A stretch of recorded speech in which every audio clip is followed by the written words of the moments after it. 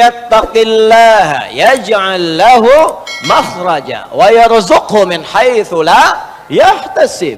Siapa yang mampu meningkatkan takwa, aku berikan solusi. Semua kesulitannya aku mudahkan. Aku kirimkan rezeki bahkan dari sisi yang tidak dia duga. Anda ingin bahagia? Takwa. Lihat akhir ayat 189 di surah Al-Baqarah. Lihat ujung ayatnya. Wattaqullaha la'allakum tuflihun. Kalau kamu ingin takwa, kalau kamu ingin bahagia kata Allah, ingin sukses, tingkatkan takwa. Anda masih belajar di kampus, pengen pintar, ilmu pengen cepat datang, Allahu Akbar. Takwa juga. Buka Quran surah kedua di akhir ayat 282, paling kiri sebelah bawah, persis paling bawahnya. Wattaqullah wa yu'allimukumullah. Tingkatkan takwamu kepada Allah, aku tambahkan pengetahuan. Datang min ladunna ilma, dari kami, makanya disebut ilmu laduni. Bukan nggak belajar, dia ikhtiar. Dia belajar, dia mendekatkan takwa kepada Allah, tapi proses pembelajarannya dipercepat oleh Allah karena takwanya. Logikanya begini, logikanya. Anda dekat dengan pimpinan, akses mudah. Dekat dengan dosen, mudah belajar. Ya, dekat dengan orang-orang berpengaruh, dapat bagian kemudahannya. Anda dekat dengan Allah, apa yang tidak mudah bagi Allah? Bukankah Allah Razzaq, pemilik rezeki? Bukankah Allah Alim, pemilik ilmu? Sekarang ada orang dekat dengan Allah, ya gampang Allah kasih segalanya. Makanya orang dulu, Pak, orang dulu itu punya keistimewaan sampai taraf nomor 5. Orang pintar sekarang dari segi ingatan cuma 4 bagiannya. 1, cepat ingat, lambat lupa. Cepat ingat, lambat lupa. Yang kedua, cepat ingat, cepat lupa. Yang ketiga, lambat ingat, lambat lupa. Masih agak lumayan. Yang keempat, ini yang susah. Lambat ingat, cepat lupa. Ingatnya lambat, saya udah nerangin sejam lebih nih. Paham? Belum. Begitu paham, keluar masjid lupa. Tapi yang kelima, ini yang sering saya sampaikan, hampir jarang sekarang ada. Cepat ingat, sulit lupa. Jadi mau lupa itu susah, Pak. Bukan mau ingat, mau lupa susah. Saking gampangnya ingat, sekali baca ingat, seketika. Imam Al-Bukhari itu dibacakan sekali, langsung masuk. Imam Syafi'i bacakan sekali, masuk. Hafal Quran usia 7 tahun, 10 tahun Al-Muwatta. Al-Muwatta lebih tebal daripada ini. Hafal. Al-Bukhari itu dibacakan, hafal seketika. Diuji, Pak, di Irak, datang ke sana. Katanya mau silaturahim, begitu datang, kayak sidang ujian. Yang uji langsung 10, bukan cuma 3-4 lagi, 10 orang ulama terbesar. Diuji hadis. Kata ini anak muda hebat hadisnya. Di letter U, Pak. Beliau duduk di sini, dikelilingi ulama begini.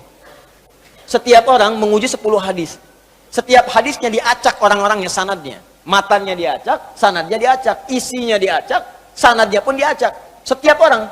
Begitu satu orang menguji dengan 10 hadis, silahkan. Apakah menurut anda hadis ini benar? Kata Al-Bukhari, sebentar, teruskan dulu aja 10-10-nya, biar sekalian. Teruskan 10-10-nya biar sekalian. 10 kali 10, 100. Begitu selesai kemudian, diulang dari awal sampai akhir tanpa salah sedikit pun. Yang ini sanadnya benar tapi matanya salah. Yang ini matanya benar tapi sanadnya salah. Ini ada yang ketukar, ini bagian ini bukan ini bukan ini, bukan ini. Semuanya. Sampai diakuilah, kemudian ditetapkan pada saat itu dengan Imam Muhaddithin. Al-Bukhari. Nabi bukan, Rasul bukan, dipercepat oleh Allah. Jadi kalau takwa itu sudah meningkat, apa rahasianya? Takwa meningkat, datang semua ini. Sekarang kalau anda tanya, amalan takwa itu apa? Pertama, sholat. Sholat, Pak. Makanya ketika Allah memaksa kita untuk sholat dengan hukum wajib, sebetulnya bukan ingin membebani, Pak. Saya sering sampaikan kalimat ini, kalau orang paham hikmah sholat, dia akan tunggu dan rindu dengan sholat. Karena tahu setiap menunaikan sholat, bukan beban kewajiban, bukan bebannya. Allah nggak butuh dengan ruku anda, dan Allah tidak butuh dengan sujud kita. Kita yang butuh dengan sholat kita. Makanya ketika ada orang bertanya, ya Allah kenapa sih mesti sholat? Maka Allah perdengarkan di setiap telinga kita, 24 jam tak berhenti. Ya, telinga bahasa Arabnya udhun, jamaknya disebut azan. Maka ada azan yang dikumandangkan setiap hari. 5 kali dalam setiap pergantian waktu. Subuh ganti ke siang, zuhur, azan lagi. Ganti ke asar, azan. Ganti ke maghrib, azan. Bahkan mau malam pun masih azan, diperdengarkan. Yang paling dahsyat, azan tidak pernah dalam waktu bersamaan semuka bumi. Selalu ada perbedaan. Tanah Kusir azan, tiba-tiba Jakarta sana azan. Jakarta selesai masuk Tangerang azan. Tangerang azan sampai ke Serang azan. Serang azan selesai Banten, Pandeglang azan. Terus, ternyata semuka bumi 24 jam azan tidak pernah berhenti. Apa itu azan? Bukan sekedar panggilan, tapi kalimat yang ingin disampaikan pada setiap orang yang mempunyai telinga dan pendengaran. Azan. Ketika Ketika diperdengarkan ada syahadat, Allahu Akbar, Allahu Akbar. Makanya tidak sedikit ada orang-orang itu, Pak Ibu sekalian, masuk Islam karena dengar adzan. Dulu pernah ada orang cuma nonton, dia kuliah tuh di luar negeri. Ya. Kemudian di flatnya itu bukan cuma orang Islam, ada temannya non muslim. Yang muslim ini bagus nih, bisa dibiasakan. Dia terbiasa dengan hal-hal islami. Bahkan tayangan TV pun dia putar yang channel One itu dari Mekah tentang sholat, baca Quran. Ini bisa kita biasakan. Ke kantor, kalau sedang senggang baca mushaf, baca hadis. Mungkin bagi sebagian orang dengan izin Allah dapat hidayah lewat kebiasaan kita. Begitu sedang membuka tayangan itu, muncullah sedang sholat isya, tayangan persiapan sholat isya langsung dari Masjidil Haram. Yang non muslimnya tiba-tiba datang. Yang muslim itu cuma iseng nanya begini, kawan, menurut kamu berapa jumlah orang yang ada di masjid itu? Temannya bilang begini, ya mungkin 1000, 2000 lah gitu. Ya. Apa jawab yang si muslim ini? Ada di sana sekarang setidaknya 500.000 orang sebelum dilakukan perluasan. 500.000 orang. Pertanyaan kedua, perhatikan kalimatnya. Menurut kamu, berapa lama waktu yang dibutuhkan untuk membuat mereka semua rapi seketika? Dia berpikir sejenak, kemudian dia jawab, mungkin seminggu 2 minggu kayak. Seminggu 2 minggu, sepekan 2 pekan. Kata si muslim ini, aku akan tunjukkan kepadamu, tidak sampai 5 menit semuanya akan rapi dan baris. Kata yang kawan tadi, mustahil, gak bisa itu. Tadi kan, rasionalitasnya jalan. Ketika rasio sudah mulai jalan, maka mudah bagi Allah memberikan hidayah dan hikmah kepada jiwanya. Maka seketika, kata temannya yang muslim, sekarang coba lihat. Begitu qamat Allahu Akbar, Allahu Akbar. Wah sudah, yang tawaf berhenti semua. Yang tadinya duduk berdiri semua, siap. Bingung temannya. Wah, jangan dulu jangan dulu bingung, lihat dulu nih. Begitu sudah imamnya mengatakan istau, istaqimu. Wah, semua rapi. Saat takbir, Allahu Akbar, semua angkat tangan takbir. Maka apa respon yang non muslim ini? Dia katakan kepada yang muslim, tolong tunjukkan kepadaku bagaimana caranya masuk Islam, karena ini bukan agama buatan manusia. Hidayah. Ada orang nonton sholat isya masuk Islam, ada orang sudah Islam gak mau sholat isya. Orang udah komat nunggu dekat subuh. Jadi bisa jadi asbab hidayah. Dan yang paling menarik begini Pak, kadang dalam keseharian, kenapa cuma Anda yang dengar azan? Kenapa Anda yang lihat, Anda pulang kerja, bisa kan lewat jalan lain. Tapi kenapa Anda bisa melewati orang sholat? Kok bisa melihat orang ke masjid? Kok tiba-tiba lewat ke tempat masjid yang sedang azan? Itu kan hidayah. Sebetulnya Allah sedang jemput kita. Ketika Anda bertanya, kenapa kami sholat ya Allah? Dijawab lagi di suara azan. Hayya 'alas shalah. Kenapa sholat ya Allah? Teruskan. Hayya 'alal falah. Tuh, falah. Sukses dan bahagia. Ketika engkau bertanya, kenapa kami mesti sholat?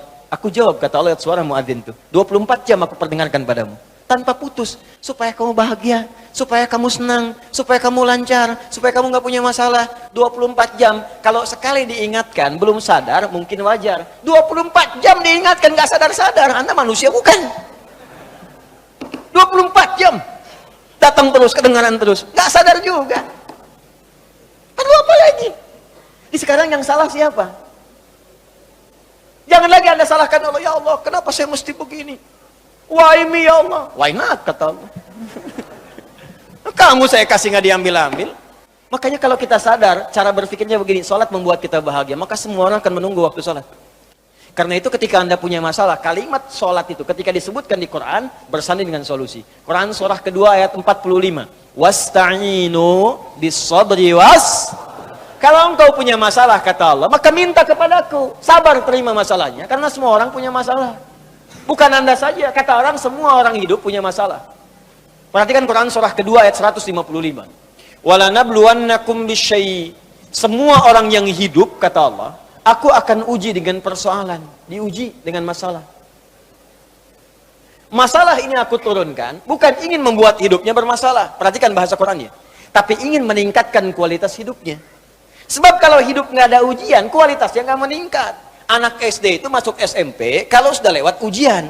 Harus diuji supaya kadar keilmuannya bisa diketahui layak untuk masuk SMP. Kalau nggak ada ujian, nggak ketahuan peningkatan ilmunya.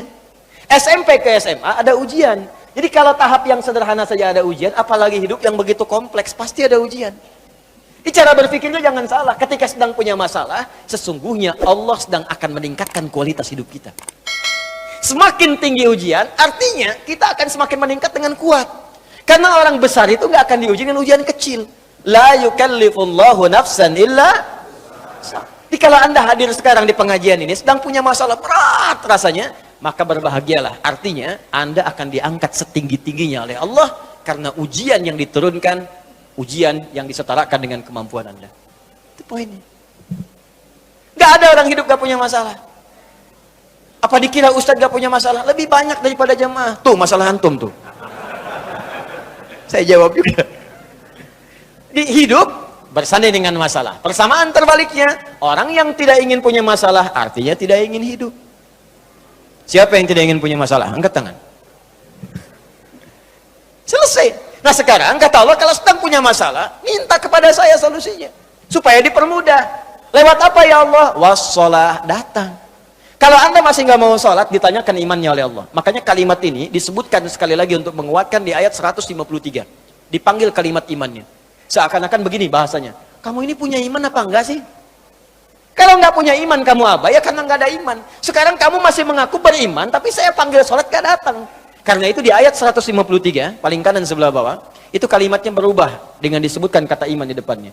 Ya ayyuhalladzina amanu. Hei semua orang beriman, mana imanmu? Ista'inu bis-sabri was-shalah. Kalau kalian punya masalah, kata Allah, sekali lagi datang. Lewat sholat minta kepadaku. Makanya kalimat ista'in dirubah menjadi kalimat permintaan, berubah jadi nasta'in. Saya tanya pada Anda, apakah kita mengucapkan kalimat nasta'in dalam setiap sholat?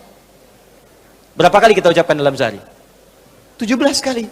Iyyaka na'budu wa iyyaka nas.